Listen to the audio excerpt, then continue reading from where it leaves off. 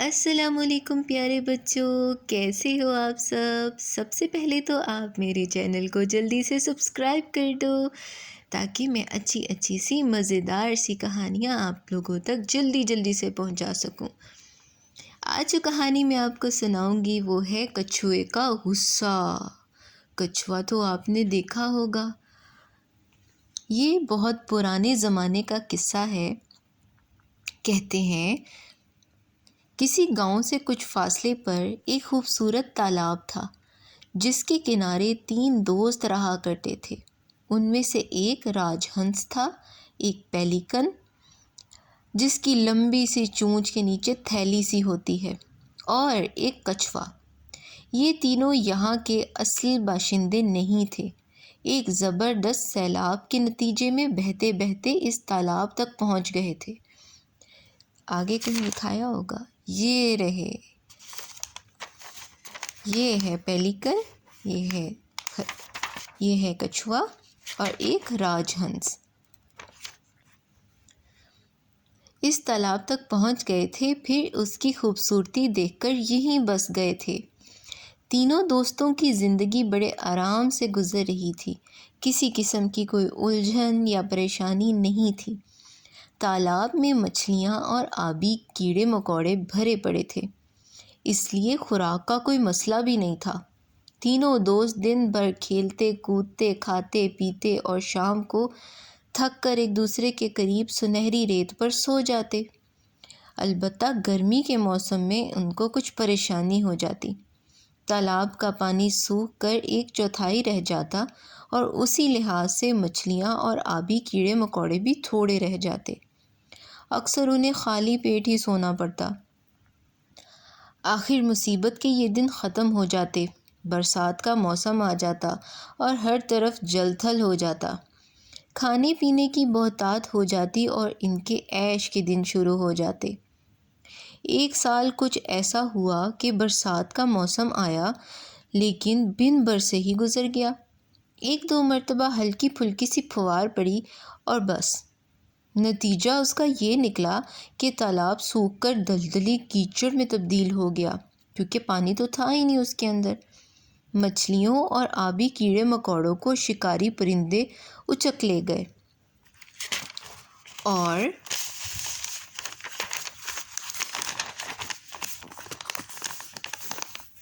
اور یوں تینوں دوست بھوک کے عذاب میں مبتلا ہو گئے۔ اب اس تالاب سے ہجرت کرنا لازمی ہو گیا تھا، یعنی کہ وہاں سے چلے جانا، کیونکہ موت دبے پاؤں ان کی طرف بڑھتی چلی آ رہی تھی۔ اب جائیں تو کہاں جائیں؟ تب راج ہنس نے کہا، میں یہاں سے 10-12 میل دور ایک بہت بڑے تالاب کو دیکھا ہے جو آج بھی پانی سے لبالب بھرا ہوا ہے۔ چلو وہیں چلتے ہیں اور ایک نئی زندگی شروع کرتے ہیں۔ اچھی تجویز ہے، پیلیکن بولا، لیکن اس میں ایک مشکل ہے۔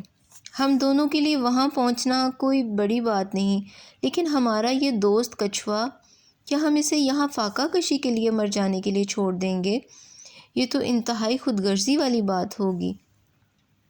ہاں یہ تو ہے، راج ہنس نے آہستہ سے شکست خوردہ لہجے میں کہا۔ مسلسل فاقے کی وجہ سے ذہن نے بھی کام کرنا چھوڑ دیا تھا، کوئی ڈھنگ کی تجویز بھی سمجھ میں نہیں آ رہی تھی۔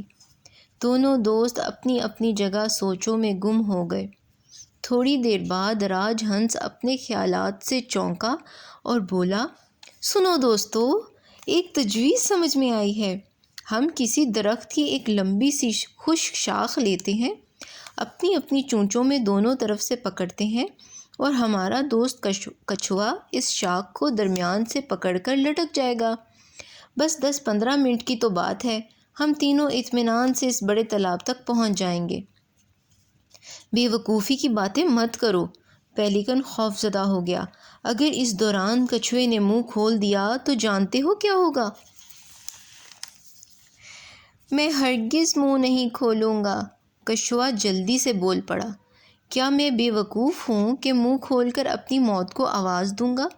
چلو سفر کا آغاز کرتے ہیں، اللہ ہمارا حامی و ناصر ہو۔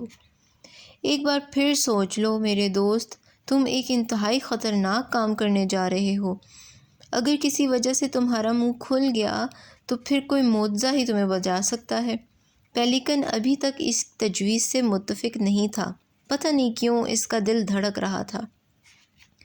کچھ نہیں ہوگا، اطمینان رکھو، میں کسی قیمت پر بھی منہ نہیں کھولوں گا۔ کچھوے کے لہجے میں خود اعتمادی تھی۔ آخر سفر شروع ہوا تو جلد ہی وہ علاقہ شروع ہو گیا جس کے قریب یہ تالاب واقع تھا۔ بہت سارے بچے میدان میں کھیل رہے تھے۔ تینوں کو اڑتے دیکھ کر شور مچانے لگے۔ وہ یوں جا رہے تھے۔ واہ واہ، کیا منظر ہے! دو پرندے ایک کچھوے کو اڑائے لیے چلے جا رہے ہیں۔ خوب خوب، یہ ہے سچی دوستی۔ جلد ہی منظر غائب ہو گیا۔ 5-6 منٹ کی اڑان کے بعد ایک میدان آ گیا۔ میدان میں فٹ بال کا میچ ہو رہا تھا۔ کھیل دیکھنے کے لیے سارا گاؤں جمع تھا۔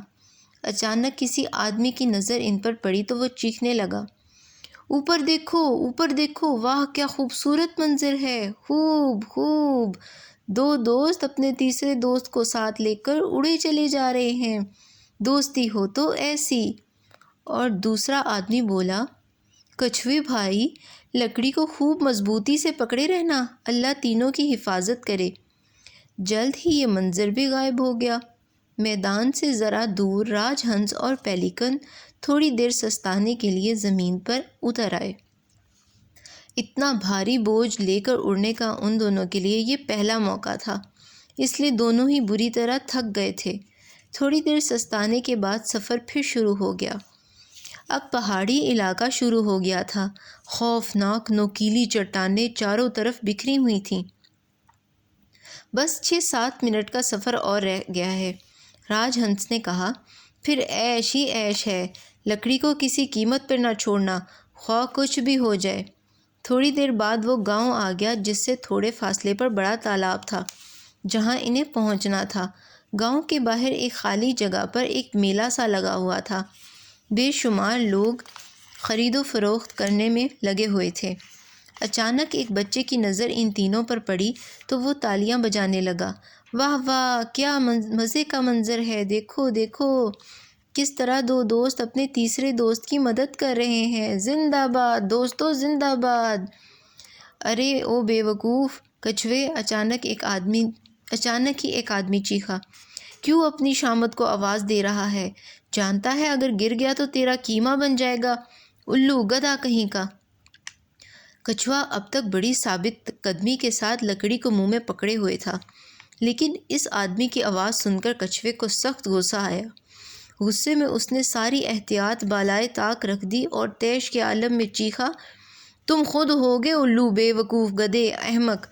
بس یہی چند الفاظ تھے جو کچھوے کے منہ سے نکل سکے، اور پھر وہ نیچے کی طرف چلا، اور نیچے اور نیچے، اور پھر پیارے بچوں، کچھوے کے ساتھ کہانی بھی ختم ہو گئی۔